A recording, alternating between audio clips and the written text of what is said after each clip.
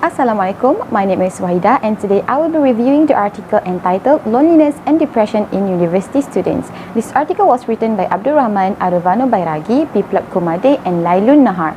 This article was published in 2017 and the journal name for this article is the Chittagong University J of Biological Science, which the university is located in Bangladesh. Moving on to the aim of this article, the researchers' aim is to explore the loneliness and depression of university students. They were trying to collect more data on the university students if they are having emotion or mental health problems such as loneliness and depression during their studies, and here where I found the problem statement. The problem statement that can be found in the article is the lack of adequate social and emotional support for university students may lead to poor psychological consequences such as loneliness and depression. Before I give a further review of this article, I think it is important to highlight that the language the authors use to signal the components or items in this article is clear and straightforward.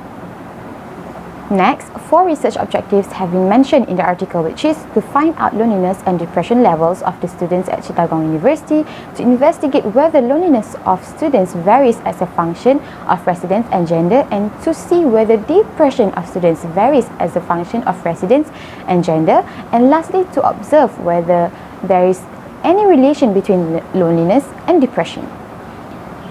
Furthermore, what is the significance of this research? The authors stated that the depressive mood of students hampers their academic performance and is responsible for concentration, difficulties, low self-evaluation, and a reduced sense of pleasure in formally enjoyable activities. Considering these facts, to develop interventions for loneliness and depression, it is necessary to determine the variables related to them and then to define those in the high-risk group.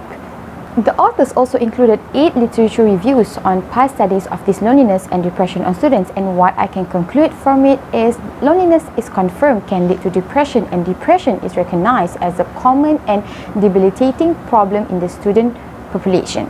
It is a serious mental health concern that affects all areas of functioning involved in a successful experience at university, including motivation, concentration, feelings of self-worth, and mood.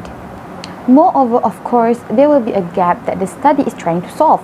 For instance, because of the lack of psychosocial support and counseling services for students, the loneliness and depression levels of Chittagong University students are unclear and need to be explored. Most of the studies in this area have been done in Western culture, but in Bangladesh, there are very few studies. The present study will increase the researchers' theoretical knowledge and may help those persons who are concerned with mental disorders to select the appropriate intervention program. Next, I will be explaining the research methodology of this article. It is clearly stated that the researchers did quantitative research with a total of 100 samples, which are the students at Chittagong University. The instruments used were in a form of questionnaire, and the questions were based on the loneliness and depression scale adapted from past studies. The data then were analyzed by using mean, standard deviation, Pearson product moment correlation, and two-way analysis of variance. Last but not least, what I can summarize on the findings and conclusions of this article is that the level of loneliness of the students is on the average level, meanwhile the depression level is minimal. Moreover, loneliness and depression also have nothing to do with gender and students' residential status while studying. It all depends on the individual, but still, few minor cases were found, and the university needs to take a closer look at this minority group. Lastly, to answer the 4th objective, the results showed that loneliness was positively correlated with depressions. Hence, the research findings reveal the necessity to provide proper counseling and guidance service to make effective intervention against the loneliness and depression problems of students.